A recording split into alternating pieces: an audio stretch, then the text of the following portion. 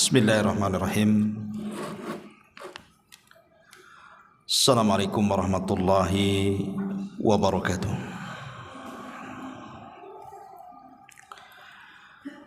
Alhamdulillah wassalatu wassalamu ala Rasulillah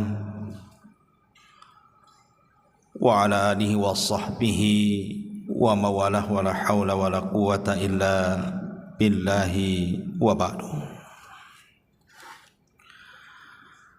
Alhamdulillah, di malam hari ini kembali kita bisa duduk bertalabul ilmi di Masjid Muhajirin. Kita doakan selalu yang telah membangunnya agar Allah senantiasa menjaganya.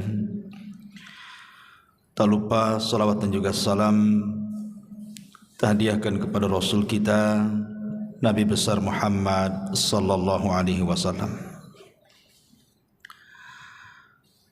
Kajian di malam hari ini biasa kita masih mengkaji seputar Qasasul Anbiya, kisah-kisah para nabi. Dan malam ini kita akan mengkisahkan satu nabi yang menjadi nabi misterius. Siapa dia? Dialah Nabi Allah Khadir atau Khidir alaihi salatu wassalam.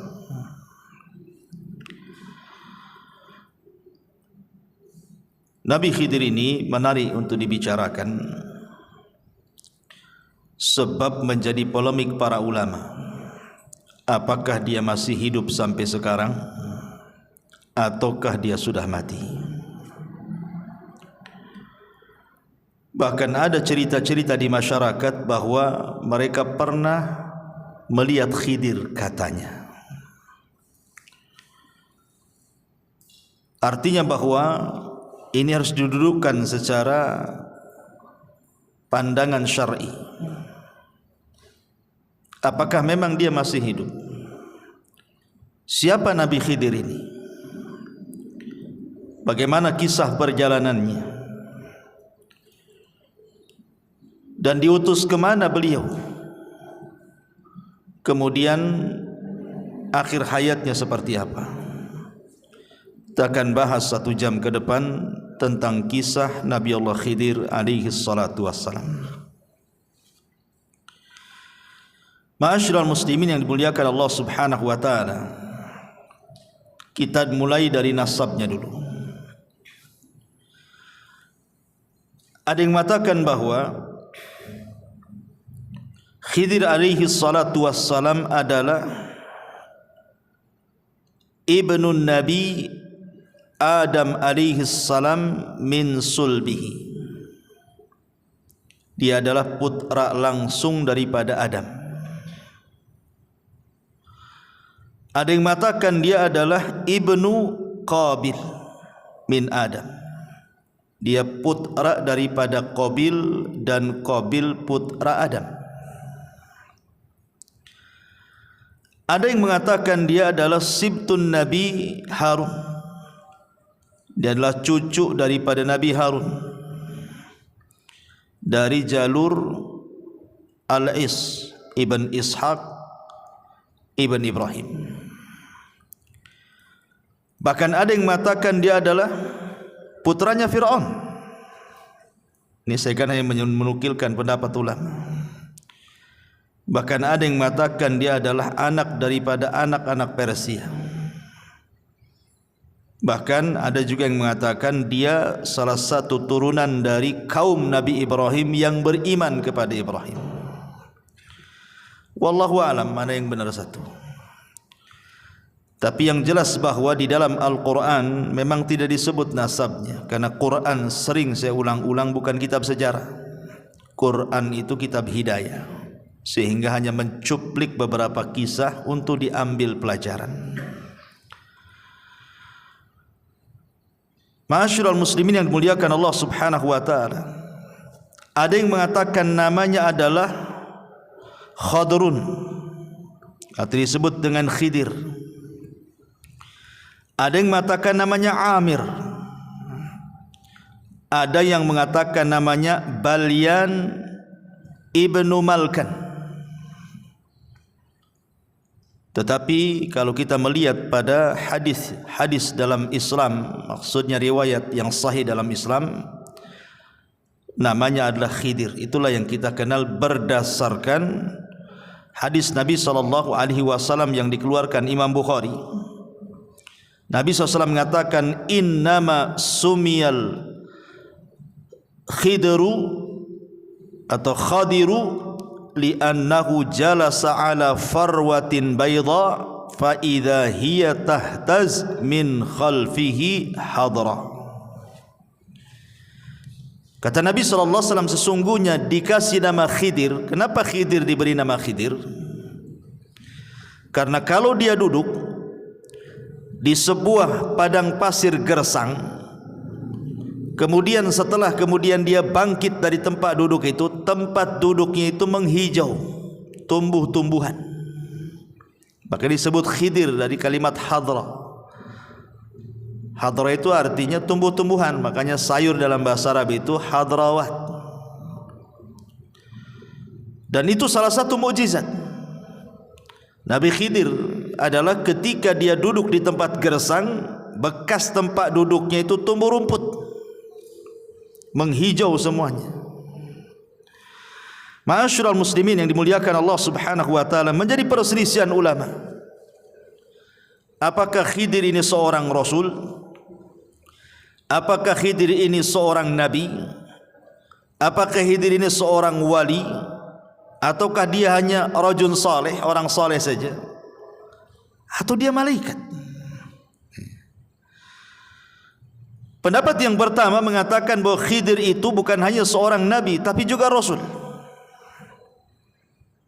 Berdalil dengan nanti dalam surah Al-Kahfi yang kita akan bahas. Karena Khidir ini diberikan rahmat, karunia rahmat dan juga ilmu, menunjukkan bahwa rahmat dan ilmu itu tidak diberikan kecuali kepada seorang nabi dan rasul. Tapi ada juga yang mengatakan, dan ini pendapat yang kuat wallahu alam, jumhurul ulama, mayoritas ulama mengatakan Khidir itu nabi, tapi tidak sampai ke level rasul. Karena setiap rasul itu nabi, tapi setiap nabi belum tentu rasul.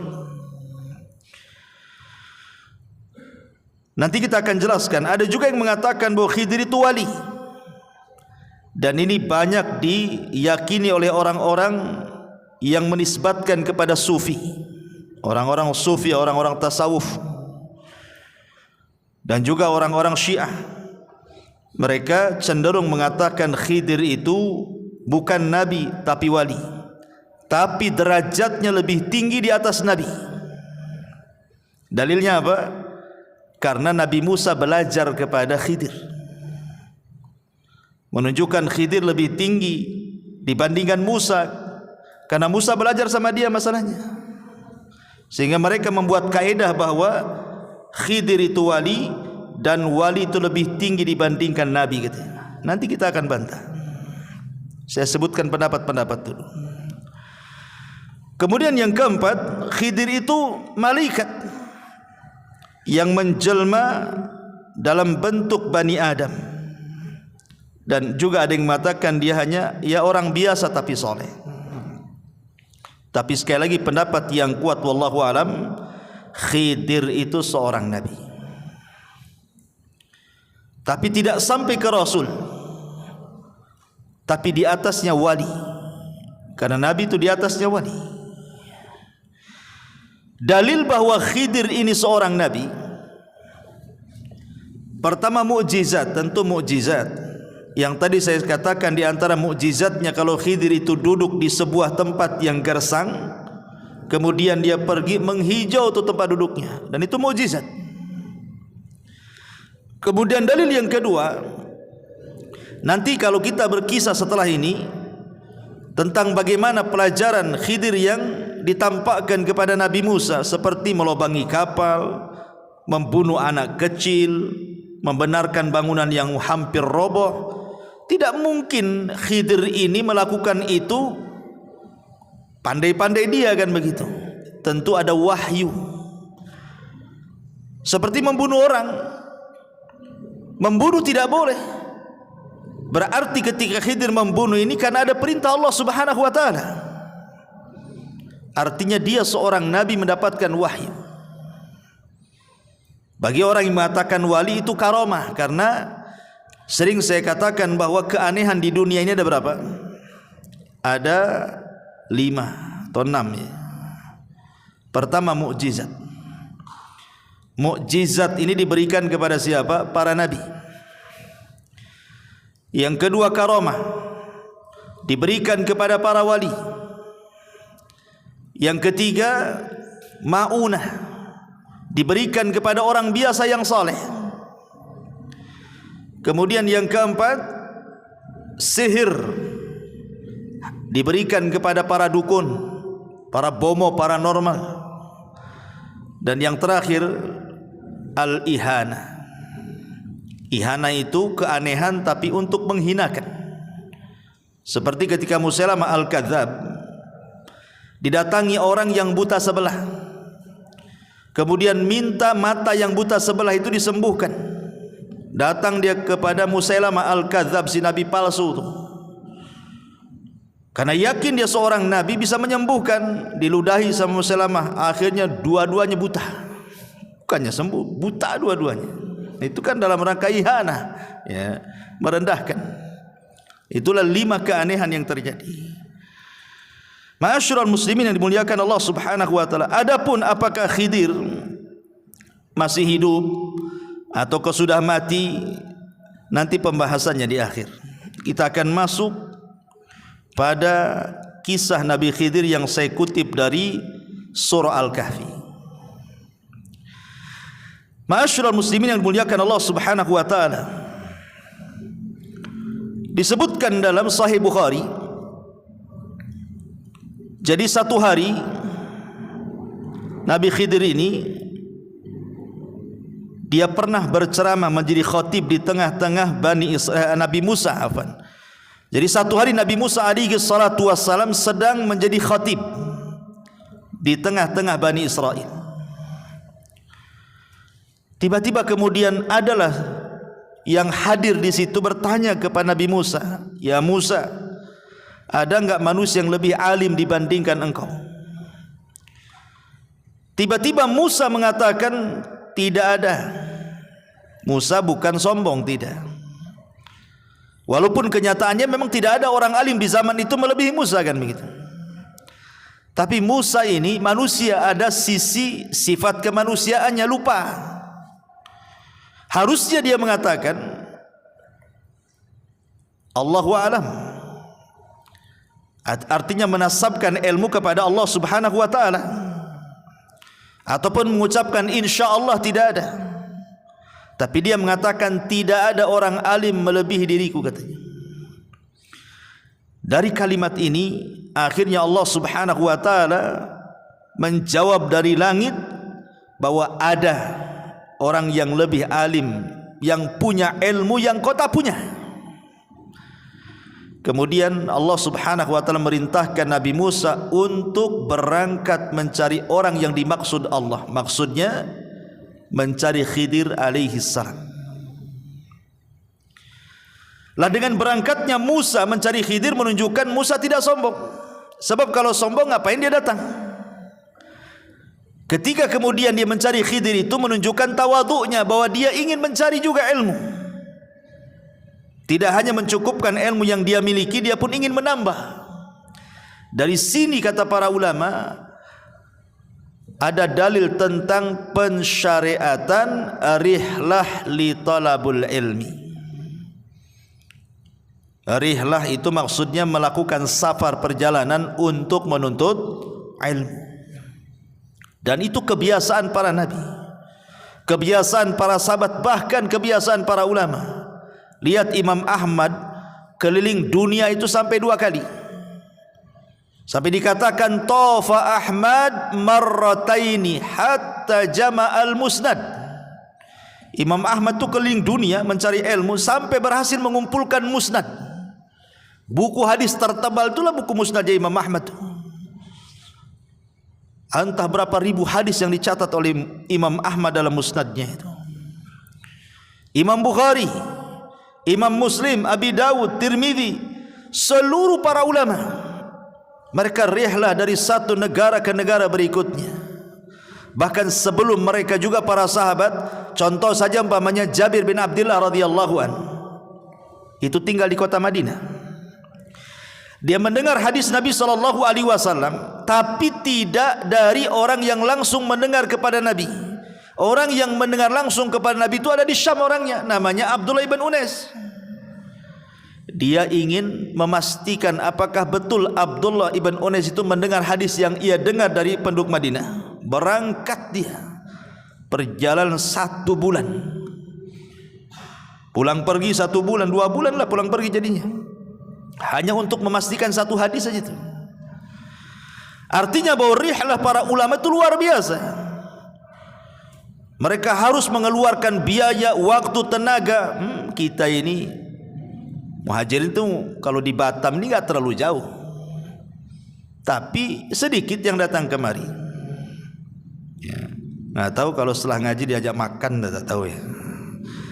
Tapi yang jelas bahwa menunjukkan himmah thalabul ilmi di zaman sekarang ini kurang sekali. Entah kenapa, apa sibuk dengan dunia, sibuk dengan handphone, wallahu alam. Tapi yang jelas bahwa himmah, semangat thalabul ilmi di zaman dulu itu luar biasa, karena ilmu dan para penuntutnya dihargai. Tapi zaman sekarang sudah ilmu tidak dihargai, para penuntutnya tidak dihargai, ustadznya pun tidak dihargai. Makanya itu menjadi malas untuk belajar. Taib. Kemudian setelah itu Musa alaihi salatu wassalam mengajak pembantunya namanya Yusha ibn Nun. Dan begitu para nabi selalu bawa pembantu. Ketika Nabi SAW berdakwah ke Taif, siapa yang dibawa? Zaid ibn Harith, untuk membantu Nabi dalam berdakwah. Sebagaimana Rasul mengambil Zaid ibn Harith, maka Musa mengambil Yusha ibn Nun yang kelak akan menjadi penerusnya. Setelah Musa meninggal, Harun meninggal, Yusha inilah yang akan memimpin Bani Israel untuk mengambil alih Baitul Maqdis. Bahkan Musa juga tidak berhasil, karena dia keburu meninggal di Ardut Tih, di bumi Tih, karena pembangkangan Bani Israel. Padahal nama Yusha dalam Al-Quran kan tidak disebut namanya kan. Allah membahasakan dengan kalimat fatah, pemuda. Namanya siapa pemuda ini? Baru dijelaskan oleh ahli tafsir bahwa yang dimaksud pemuda dalam surah Al-Kahfi itu maksudnya Yusha ibn Nun. Tapi lihat, walaupun namanya tidak dicantumkan dalam Al-Quran, tapi dia bisa mengukir sejarah melebihi Nabi Musa, padahal tidak dikenal. Menunjukkan bahwa mengukir sebuah jasa untuk kebaikan orang itu tidak mesti harus dikenal manusia. Gak apa-apa kita dikenal Allah, tidak dikenal di hadapan manusia, seperti Yusha ibn Nun. Ma'asyiral muslimin yang dimuliakan Allah Azza wa Jalla, berangkatlah kemudian 2 manusia mulia ini, Musa dan juga Yusha ibn Nun, dalam rangka mencari ilmu untuk mencari keberadaan Khidir alaihi salam. Kita mulai kisahnya. Dimulai daripada surah Al-Kahfi ayat 61 dan seterusnya.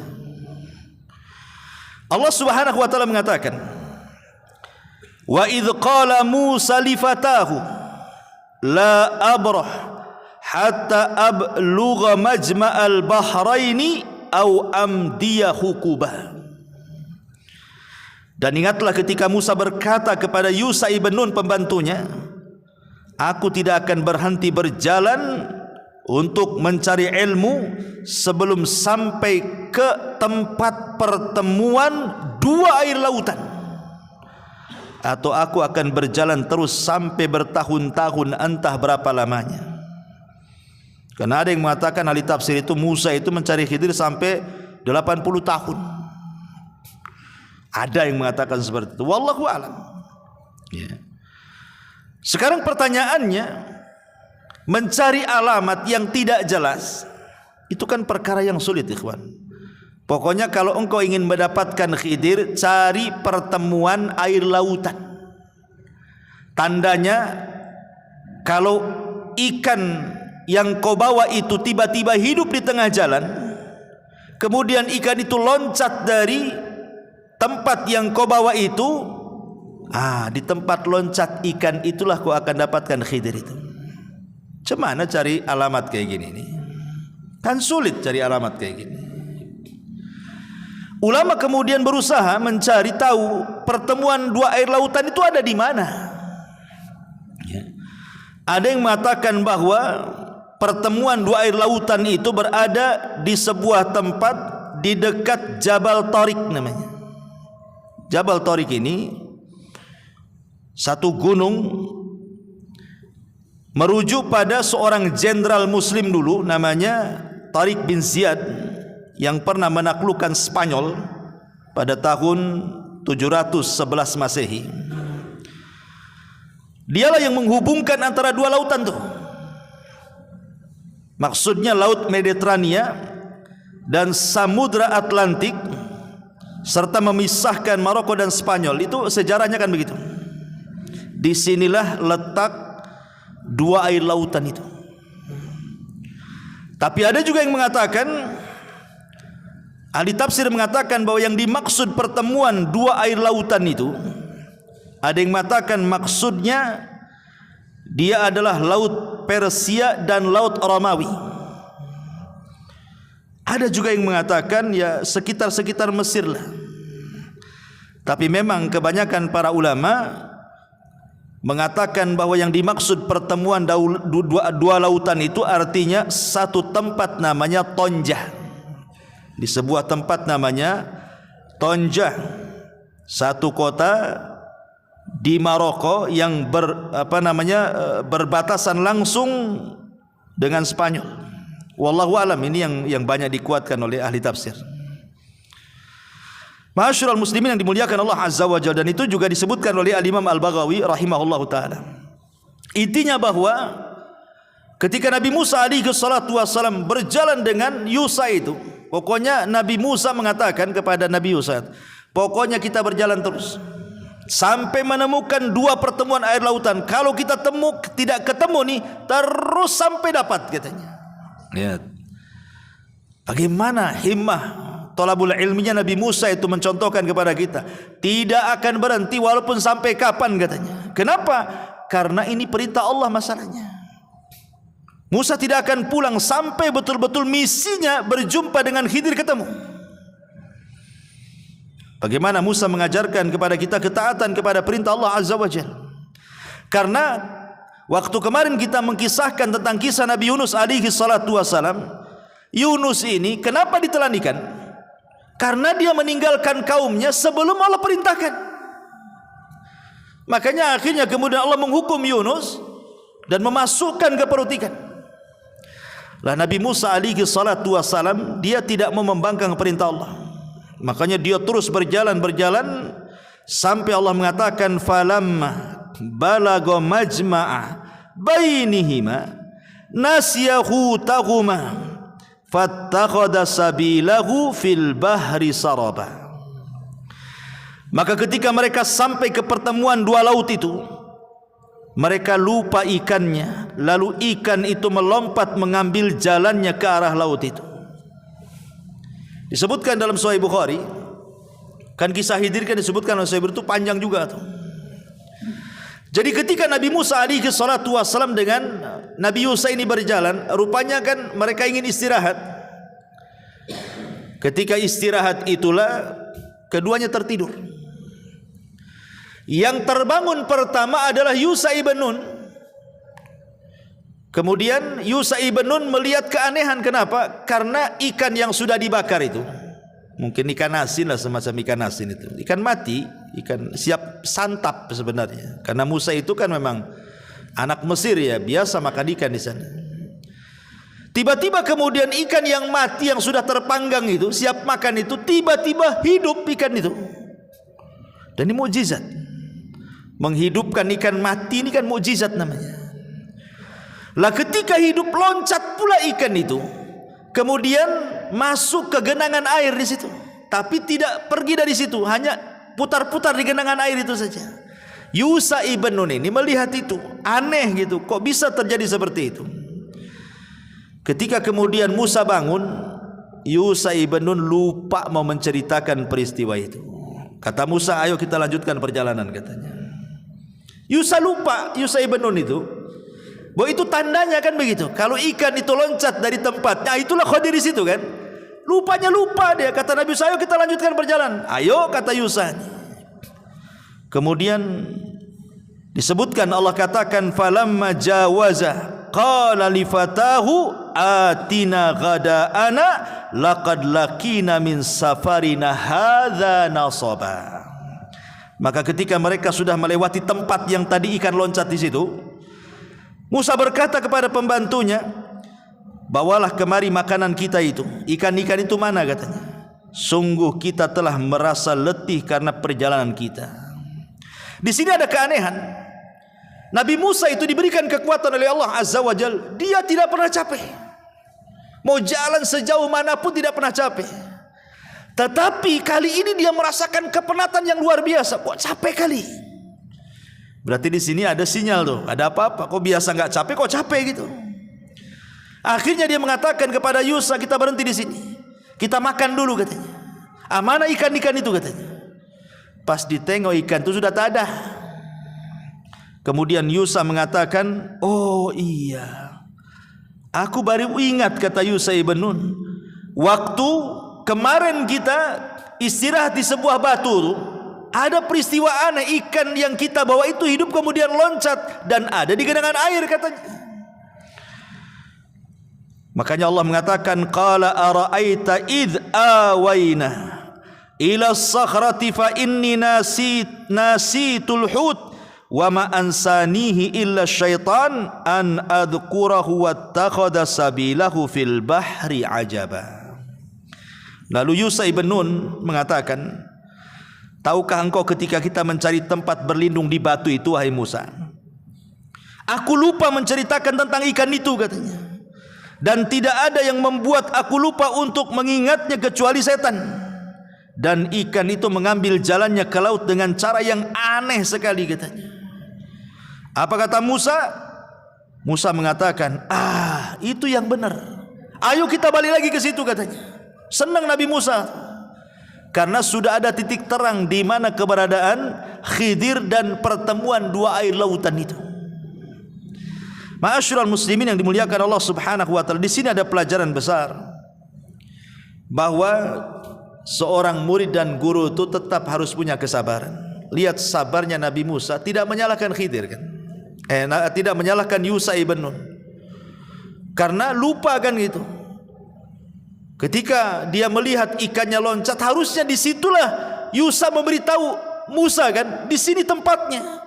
Tapi karena dilupakan setan, akhirnya mereka pun jauh kali sudah meninggalkan batu itu, baru ingatkan itu. Tapi Musa tak marah. Ini menunjukkan bahwa seorang murabbi, seorang muallim, seorang guru, seorang pendidik harus punya kesabaran kepada anak didiknya. Seperti Musa alaihi salatu wassalam di sini. Ma'asyiral muslimin yang dimuliakan Allah Subhanahu wa taala. Ketika sampai di batu itu, tiba-tiba kemudian Musa dan Yusha ini melihat ada orang yang berbaju tebal, longgar, lebar, ya. Sebagaimana disebutkan dalam hadis Bukhari, falamma intahaya ila sakhrati idza rajulun musajjin bi thawbin. Kata Nabi SAW, ketika keduanya Yusha dan juga Musa ini sampai di batu itu, tiba-tiba ada seorang laki-laki yang menggunakan pakaian sangat longgar sekali. Fasallama Musa, maka Musa pun mengucapkan salam, assalamualaikum. Faqala Khidir, rupanya Khidir itu di depan dia. Khidir mengatakan, wa anna bi ardikas salam. Bagaimana cara mengucapkan salam di negerimu? Seolah-olah Khidir aneh gitu, kok ada mengucapkan salam di negeri dia, nggak ada orang mengucapkan salam tuh. Kemudian Khidir tanya, siapa kamu? Maka Musa mengatakan, ana Musa, saya ini Musa. Kata Khidir, Musa siapa? Kata Nabi Musa, Musa Bani Israel. Baru ngeh dia. Oh, kamu Musa Bani Israel. Dari sini menunjukkan apa? Khidir itu tidak tahu yang gaib. Sebagaimana prasangka sebagian orang terhadap Khidir itu, bahwa Khidir itu manusia yang punya ilmu laduni, mampu menerawang, mampu melihat hal-hal gaib. Menebak Nabi Musa aja tak bisa. Siapa kamu? Kalau dia memang tahu yang gaib kan sudah tahu, oh kamu Musa Bani Israel. Kenapa mesti tanya dulu? Ya. Dari sini menunjukkan bahwa Khidir itu juga sama dengan yang lainnya, tidak tahu yang gaib kecuali yang Allah beritahukan saja. Karena kegaiban itu hanya milik Allah Subhanahu wa taala. Lah dari sini setelah kemudian Musa betul-betul berjumpa dengan Khidir, maka Musa mengatakan, Allah katakan, qala lahu Musa, hal attabi'uka ala an tu'allimani mimma ullimta rusyda. Musa berkata, bolehkah aku mengikutimu agar engkau mengajarkan kepadaku ilmu yang benar yang telah diajarkan kepadamu untuk menjadi petunjuk bagiku, katanya. Di sini ada pelajaran adab. Seorang pelajar, seorang thalabatul ilmi, kalau hendak meminta ilmu pada seorang guru ya harus beradab. Lihat Nabi Musa aja beradab. Padahal secara kedudukan Musa itu jauh di atas Khidir. Bagaimana tidak jauh di atas Khidir? Dia bukan hanya seorang nabi, dia bukan hanya seorang rasul, dia adalah kalimur rahman, dia adalah ulul azmi minar rusul, dan dialah nabi yang paling masyhur dari seluruh nabi-nabi Bani Israel, dan turun Taurat padanya. Khidir tidak ada kitab turun kepada dia. Tapi karena Musa berhajat ingin mengambil ilmu Khidir, maka dia beradab, meminta dengan sangat lembutnya dan mengatakan, bolehkah aku mengikutimu agar engkau mengajarkan kepadaku ilmu yang benar yang telah Allah ajarkan kepadamu supaya menjadi petunjuk bagiku, katanya. Subhanallah, bagaimana Musa beradab. Dari sini kata para ulama, la yambulu ar-rajulu, la yambulu ar-rajulu, orang itu belum dikatakan cerdas kecuali dia bisa mengambil ilmu ala man fauqahu wa ala man dunahu wa ala man siwahu, kecuali dia bisa mengambil ilmu dari orang yang di atas dia, dari orang yang di bawah dia, atau dari orang yang setara dengan dia. Itu baru cerdas orang itu. Ma'asyiral muslimin yang dimuliakan Allah Azza wa Jalla. Dan di sini juga ada pendalilan yang salah yang saya katakan tadi.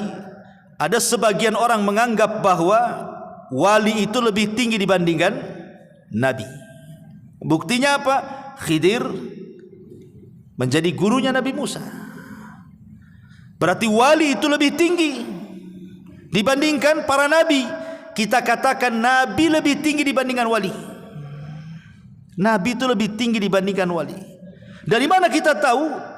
Karena Nabi Musa alaihi salatu wassalam, dia mengatakan dalam hadis itu, ya Musa, ketika dalam perjalanan Nabi Musa alaihi salatu wassalam dengan Khidir, salah satu diskusinya adalah, ya Musa, inni ala ilmin min ilmillah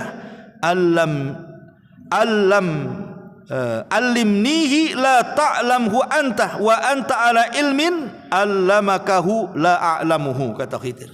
Musa, aku punya ilmu yang kau tak punya, tapi kau juga punya ilmu yang aku tidak punya. Ya. Ini bantahan bahwa orang-orang yang menganggap bahwa Khidir itu lebih tinggi dibandingkan Musa, maknanya Khidir itu wali, Musa itu nabi. Kok nabi belajar sama wali, berarti wali lebih tinggi dibandingkan nabi. Kita katakan di sini ada dialog. Khidir sendiri yang ngomong kepada Nabi Musa, Musa, aku punya ilmu yang kau tak punya, tapi aku juga tak punya ilmu yang kau punya. Artinya masing-masing punya ilmu di sini. Kecuali kalau memang Musa tidak punya ilmu kecuali Khidir yang punya, itulah. Ini kan masing-masing punya ilmu. Dan kita tidak ragu lagi bahwa ilmu yang dimiliki Nabi Musa jauh lebih banyak dibandingkan ilmu yang diberikan kepada Khidir. Karena dia seorang nabi, ulul azmi, lebih mulia dibandingkan Khidir alaihi salam. Tetapi Khidir memberikan syarat dan mengatakan, Qala innaka lan tastati'a ma'iya sabra. Sungguh engkau tidak akan sabar kalau belajar sama saya, katanya. Nggak usahlah, kau nggak akan sabar. Ya. Apa kata Nabi Musa? Wa kaifa tasbir ala ma lam tuhit bihi khubra. Bagaimana engkau bisa mengatakan seperti itu? Kan belum dicoba. Aku belum belajar kok kamu sudah mengatakan seperti itu, katanya. Kemudian Nabi Musa meyakinkan kepada Khidir dan mengatakan, satajiduni insyaallah sabira wala a'si laka amra. Insyaallah akan engkau dapati aku termasuk orang yang sabar dan aku tidak akan menentangmu dalam urusan apapun. Itu janjinya Nabi Musa. Saya akan sabar, apapun yang kau ajarkan saya terima. Di sini ada faedah apa? Seorang talabul ilmi harus punya kesabaran. Kalau tidak punya kesabaran tidak akan dapat ilmu itu. Makanya Yahya bin Abi Katsir mengatakan apa? Ilmu itu tidak akan didapat birahatil jismi, dengan istirahatnya badan. Antum kalau duduk tidur nggak akan dapat ilmu. Tapi antum kalau datang ke majelis ta'lim, mendengarkan atau beli buku, baca buku atau dengerin YouTube ustaz-ustaz yang sedang ceramah, baru dapat ilmu. Kalau kelayapan ke sana kemari, kuliner ke sana kemari, ilmu ya ilmu kuliner dia dapat lah. Tapi ilmu agama dia tak akan dapat. Kemudian fantalaqa. Khidir mengatakan, fa inittaba'tani. Ini syarat yang harus dipegang Nabi Musa. Jika engkau mengikutiku, kata Khidir, fala tas'alni an syai'in, jangan pernah menanyakan sesuatu kepadaku hatta uhditsa laka minhu dzikra, sampai aku yang menerangkannya. Kau diam saja, kau lihat saja. Awas kalau kau bertanya, kata Khidir. Dari ancam duluan tuh. Fantalaqa hatta idza raqiba fis safinati kharaqaha. Ini pelajaran pertama nih. Berangkatlah dua manusia mulia dan juga Yusha ibn Nun ini, bertiga berarti kan, dalam satu perahu. Dalam hadis Bukhari, ketika pemilik perahu itu melihat Khidir, rupanya kenal bahwa Khidir ini orang mulia di tengah-tengah mereka, makanya ketika naik perahu tidak usah bayar. Jadi nggak ada bayar, langsung naik saja Nabi Musa itu dengan Khidir di situ. Di tengah perjalanan, di tengah-tengah lautan itu, sambil berbincang-bincang Musa dengan Khidir, tiba-tiba melihat burung. Burung itu tiba-tiba menukik ke lautan, kemudian mengambil sebagian kecil air dengan paruhnya, kemudian naik lagi, kemudian hinggap di ujung perahu.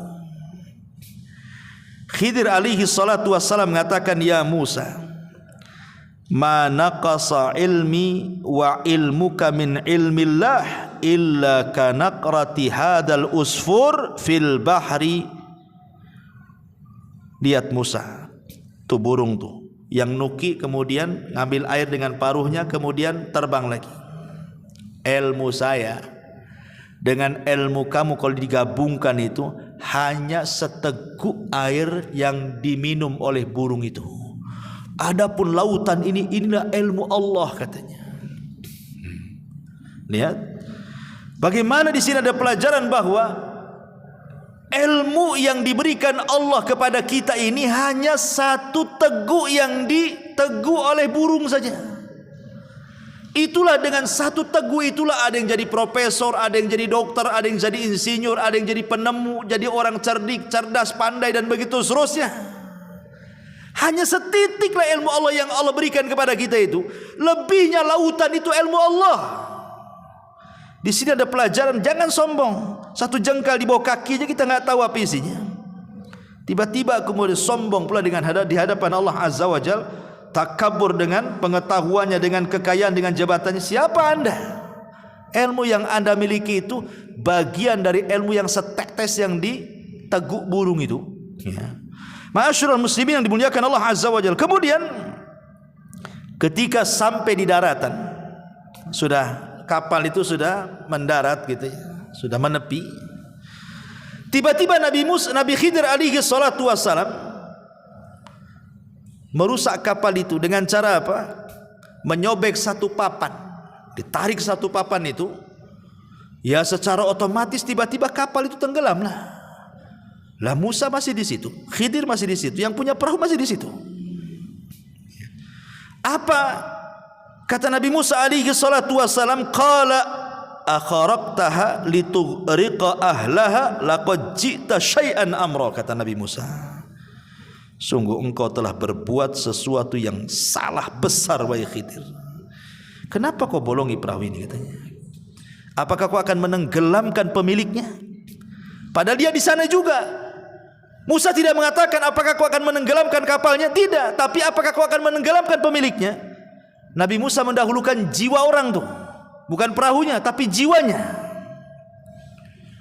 Yang kedua, Nabi Musa berpikir ini orang nggak tahu baik budi ini, udah dikasih tumpangan gratis, nggak bayar lagi, tiba-tiba kemudian sudah sampai dibolongi, dirusak pula kapal itu. Mana syukurnya? Seolah ngomong begitu itu Nabi Musa kepada Khidir itu. Makanya dia agak emosi kan, karena Nabi Musa ini pantang melihat sebuah kemungkaran itu. Musa lupa perjanjian di awal kan. Apa perjanjiannya? Jangan tanya, jangan tanya ya. Kalau kau tanya jangan belajar, itu kan perjanjiannya. Tapi spontanitas karena melihat kemungkaran lupa diri dia. Akhirnya dia mengatakan ini apa-apaan ini, katanya.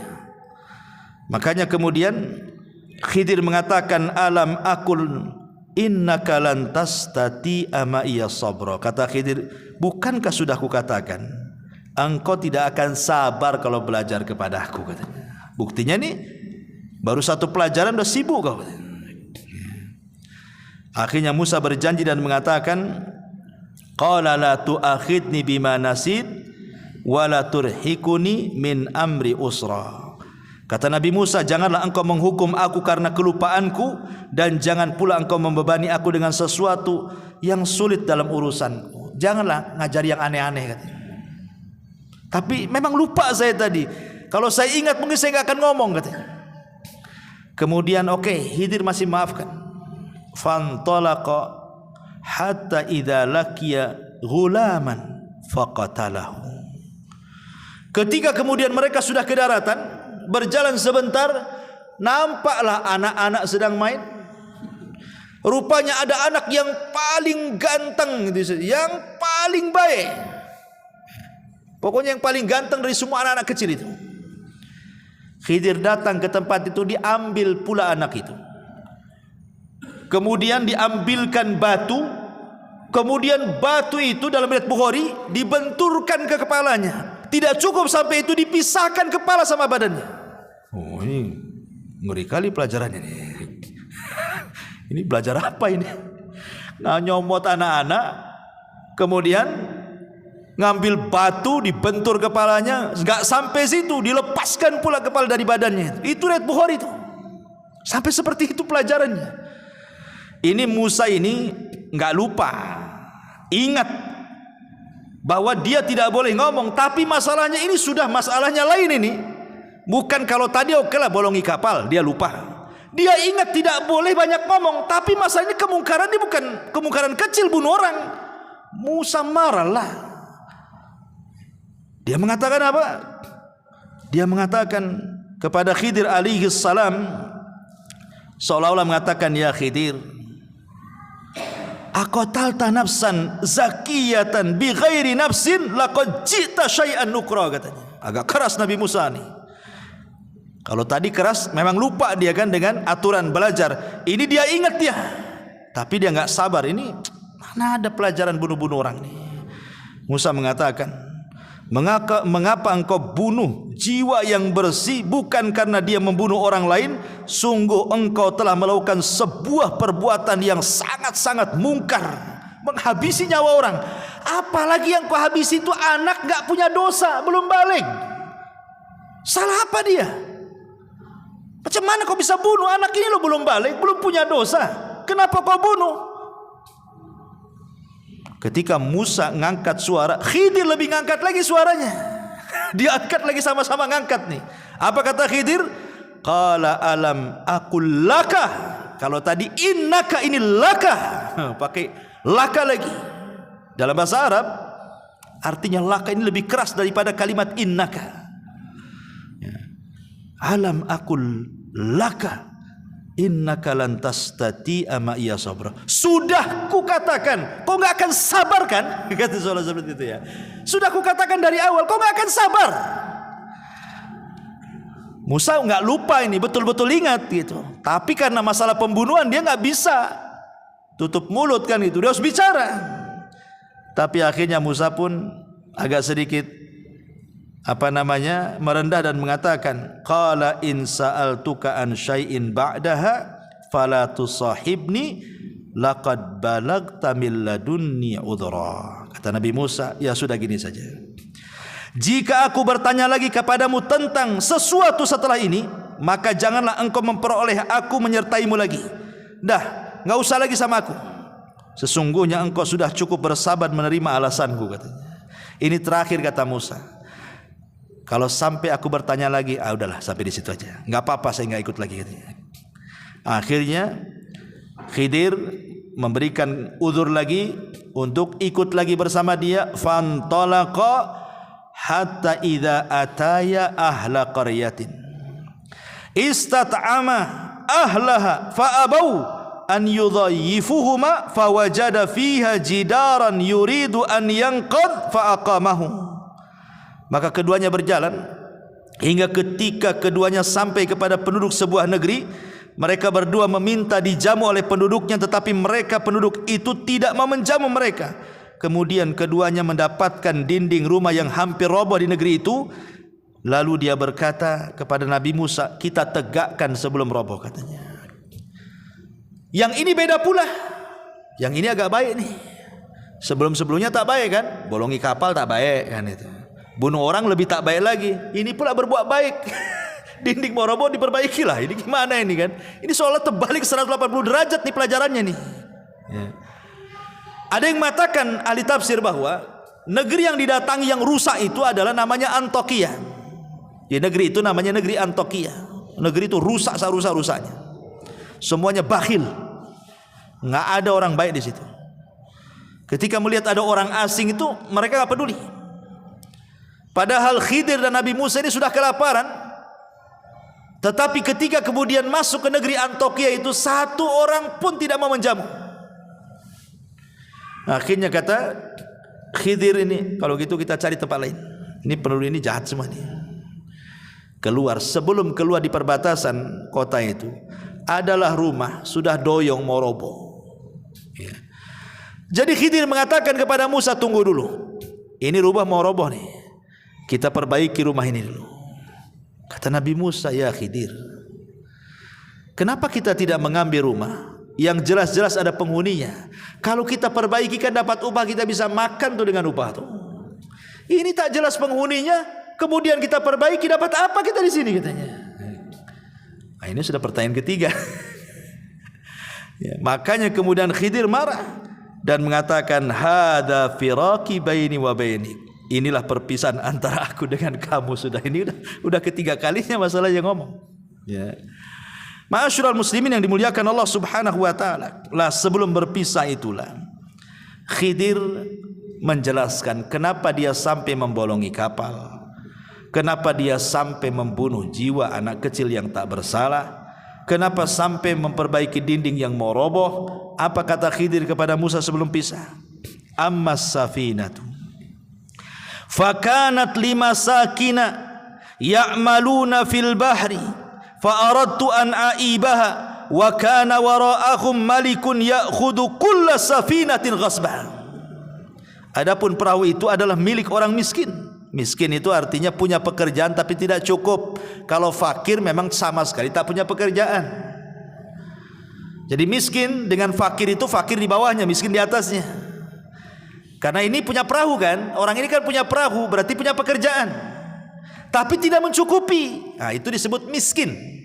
Tapi kalau fakir di bawahnya sama sekali nggak punya pekerjaan. Ya, umpamanya ada janda tua, umurnya sudah 60-70 tahun, udah lumpuh, mau kerja apa, keluarganya nggak tanggung jawab, itu disebut fakir namanya. Nah, makanya orang-orang yang membantu orang-orang seperti ini al-armalah ini, orang-orang janda-janda tua yang enggak sanggup lagi bekerja, enggak ada yang bertanggung jawab, maka pahalanya sama dengan Anda salat malam setiap malam dan Anda puasa sunnah setiap hari. Ya, karena orang fakir yang dibantu oleh kita. Kalau miskin di atas itu masih punya pekerjaan seperti orang ini punya perahu, ya, tapi tidak mencukupi. Lah, Khidir mengatakan, adapun perahu itu milik orang miskin yang bekerja di laut. Aku bermaksud merusaknya karena di hadapan mereka ada seorang raja yang suka merampas setiap perahu yang bagus. Jadi Khidir ingin mengatakan, aku loh tidak merusak parah, hanya membeset kayu supaya dia tenggelam. Kalau seandainya dia mau pakai perahu lagi, kan tinggal diangkat, diperbaiki sebentar aja udah bisa itu. Sebab kalau seandainya itu perahu itu nampak cantik, nampak bagus, nanti digosok, diambil, dicuri, dirampok sama penguasa sini. Penguasa sini jahat-jahat. Dari sini ada kaidah ikhwatu fiddin muliakan Allah Subhanahu wa taala, bahwa boleh kita melakukan kemadharatan kecil untuk mendapatkan kemaslahatan besar. Membolongi kapal ini kan kecil karena bisa diperbaiki lagi nanti. Tapi kalau tidak dibolongi, diambil lagi, kan madharatnya lebih besar tuh. Berarti maslahatnya jauh lebih besar supaya perahunya tidak diambil orang dan dia bisa bekerja lagi. Contohnya apa? Contohnya kalau antum sakit, punya gula umpamanya, diabetes, kata dokter ini jarinya harus dipotong, diamputasi. Kalau tidak akan menjalar. Memotong jari itu tidak boleh, karena jari ini bukan milik kita, milik Allah. Dari atas kepala sampai kaki itu milik Allah. Tidak boleh kita menyakiti badan kita sendiri. Tapi kalau seandainya kata dokter ini harus dipotong, diamputasi nih, kalau enggak nanti kemana-mana itu virusnya, berarti kita memotong itu sebenarnya salah, tidak boleh. Tapi karena ada maslahat besar, kalau tidak dipotong mati, berarti boleh memotong jari untuk kemaslahatan yang lebih besar, hidup dia gitu maksudnya. Nah, itulah namanya kaidah melakukan madarat kecil untuk mendapatkan maslahat besar. Ya, dan ini kaidah ini ma'ruf, bisa dipakai di mana-mana. Kemudian dia mengatakan, wa ammal ghulam fakana abawahu mu'minaini fakhashina an yuhriqahuma tughyanan wa kufra. Adapun anak yang ganteng yang saya ambil, yang saya pukul dengan batu dan saya pisahkan lehernya itu, dia itu punya orang tuanya soleh, orang tuanya baik. Aku takut kalau dia besar, anak ini jadi kufur, jadi jahat, durhaka, akhirnya mengganggu agama kedua orang tuanya. Makanya kubunuh sebelum dia besar. Ini kan tidak mungkin Khidir melakukannya kecuali karena wahyu.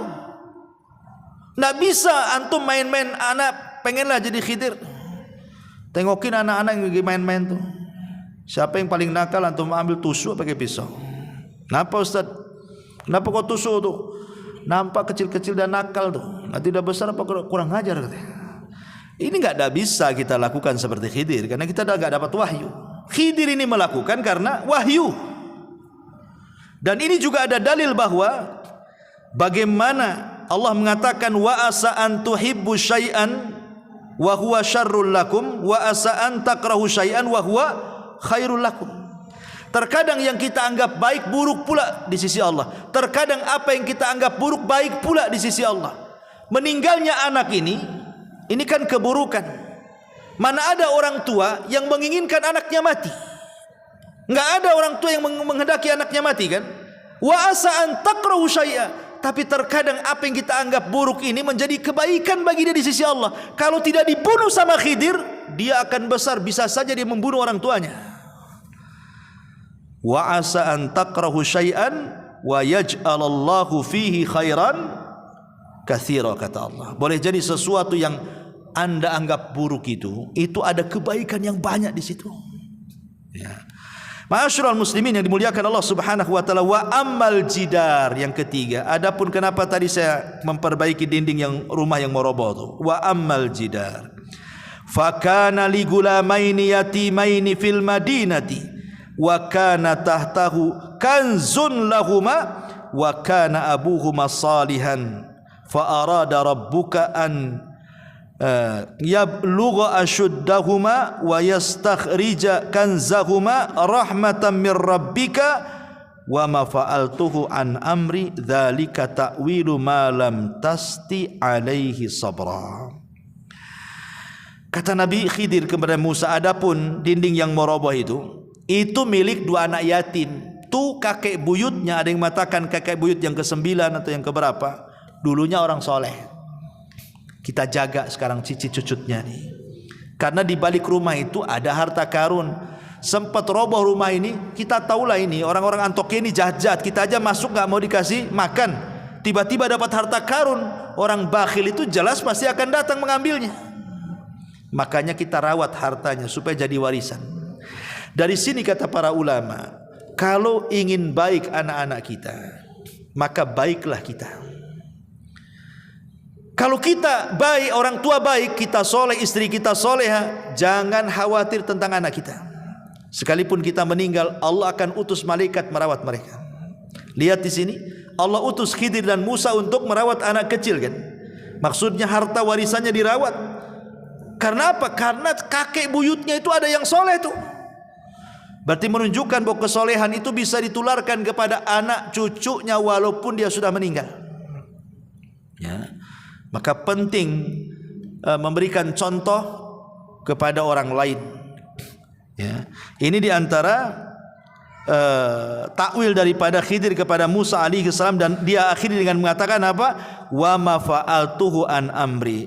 Musa, aku tidak melakukan ini bukan karena pandai-pandai aku, tidak, tapi ini karena perintah Allah. Dari sini menunjukkan Khidir itu nabi, ya, karena bukan atas kehendak dia, tapi ada yang nyuruh. Siapa yang nyuruh? Allah subhanahu wa ta'ala. Inilah perkara yang kau tidak bisa sabar di situ. Kata Nabi SAW ketika menceritakan kisah Khidir dan Musa ini, disebutkan dalam hadis yang disepakati Bukhari Muslim, apa kata Rasul? Yarhamullahu Musa lawaridna law sabara hatta yaqussu alaina min amrihima. Semoga Allah merahmati Musa. Kalau seandainya Musa mau lebih sabar lagi, tentu akan banyak kisah-kisah yang luar biasa yang sampai kepada kita. Tapi Musa tak sabar, ya 3 itu sajalah yang sampai kepada kita, gitu maksudnya. Ya. Taib, sampai di sini kisahnya. Sekarang, apakah Khidir itu masih hidup ataukah sudah mati? Ini pembahasan terakhir. Ma'asyiral muslimin yang dimuliakan Allah Subhanahu wa taala. Ada yang mengatakan bahwa Khidir itu masih hidup dengan dalil.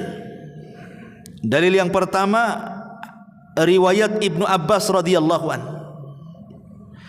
bahwa Khidir itu akan dipanjangkan usianya sampai berjumpa dengan Dajjal dan dia mendustakan di depan Dajjal. Menunjukkan Khidir masih hidup karena Dajjal di akhir zaman keluarnya. Ini satu. Kemudian yang kedua, dalilnya adalah ketika Nabi SAW meninggal, para sahabat sedang berkumpul. Tiba-tiba kemudian datang orang tidak dikenal. Orang itu baik, cara ngomongnya santun, bla bla bla bla macam-macam. Maka para sahabat heran, siapa orang baik, bijak, ngomongnya enak tuh? Bertanyalah sahabat ini kepada Abu Bakar dan Ali radhiyallahu an. Maka Abu Bakar dan Ali mengatakan, bi anna hadza al-Khadir. Itu adalah Khadir katanya. Berarti sepeninggal Rasul Khadir masih ada tuh. Karena Abu Bakar dan Ali mengatakan seperti itu. Kemudian dalil yang ketiga adalah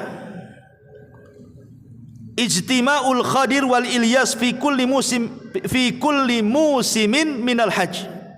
Dalam sebuah riwayat bahwa setiap musim haji Nabi Khidir dan Ilyas itu biasanya ketemu di Mekah sama-sama haji, kemudian saling mencukur rambut. Setiap musim haji. Kemudian yang keempat dijelaskan ijtima'ul Khadiri wa Jibril wa Mikail wa Israfil fi Arafat. Ketika haji maka Jibril akan datang, Mikail akan datang, Israfil akan datang, dan mereka akan bersama Khidir di Arafah. Menunjukkan bahwa Khidir belum mati. Tetapi ulama membantah. Satu, Imam Ibnu Hajar ketika mengomentari hadis Ibnu Abbas yang pertama, beliau mengatakan hadis itu mungkar. Bukan hanya dhaif, mungkar lagi, enggak bisa diambil. Adapun dalil yang kedua, Imam Bukhari yang mengatakan hadis itu juga mungkar. Adapun yang ketiga, Imam Ibnu Hajar mengatakan ada 2 orang yang matruk, ditinggalkan riwayatnya. Adapun hadis yang keempat juga disebutkan oleh Imam Ibnu Hajar tentang berkumpulnya Khidir, Jibril, Mikail dan Israfil di Arafah itu. Hadis itu maudhu, palsu. Dan banyak riwayat-riwayat hampir seluruh yang mengatakan Khidir itu masih hidup, tidak ada yang sahih riwayatnya. Dan pendapat yang kedua, Khidir itu sudah meninggal. Dan ini perkataan Imam Bukhari, pendapat Ibnu Al-Jauzi, pendapat Abul Husain, pendapat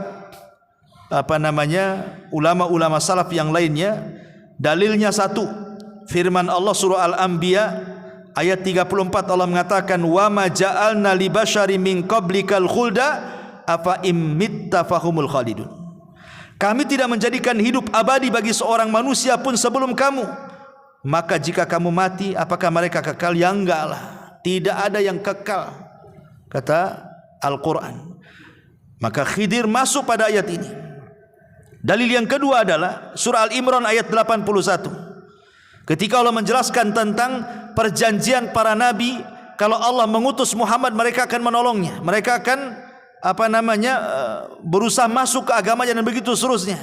Baca dalam surah Al-Imran. Kata Ibnu Katsir ketika memberikan catatan kepada Al-Imran ayat 81 itu, dia mengatakan faqala Ibnu Katsirin annahu idza kana al-Khadiru hayyan fa huwa yadkhulu fi mitsaqil anbiya fayansuruna nabiyya sallallahu alaihi wasallam min a'daihi.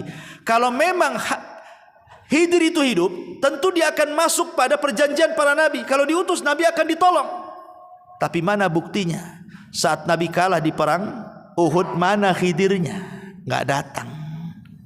Saat perang Badar yang Rasul ketakutan luar biasa, jumlah 314 orang melawan 1000 orang, mana Khidirnya? Enggak muncul. Berarti Khidir sudah meninggal. Ya. Padahal kalau memang dia masih hidup, dia harus masuk pada surah Al-Imran 81, masuk dalam perjanjian setiap para nabi. Kalau diutus nabi akan ditolong. Tapi tak muncul-muncul juga. Dan itu senada dengan ucapan Ibnu Taimiyah rahimahullahu ta'ala. Apa kata Ibnu Taimiyah saat ditanya apakah Khidir masih hidup? Kata beliau, "Lau kana al-Khadiru hayyan lawajaba alaihi an ya'tiyan nabiyya sallallahu alaihi wasallam wa yujahidu baina yadayhi wa yata'allama minhu wa qad kana an-nabiyyu sallallahu alaihi wasallam yauma badrin Allahumma in talik hadhihi sabab falan tu'bad abada." Ila akhirih. Kata Imam Ibnu Taimiyah saat ditanya apakah Khidir masih hidup? Kata Ibnu Taimiyah, kalau Khidir hidup, maka Khidir wajib datang menghadap Nabi, berjihad dengan Nabi, belajar kepada Nabi. Sekarang ketika perang Badar, mana Khidir? Kata Ibnu Taimiyah, tak ada.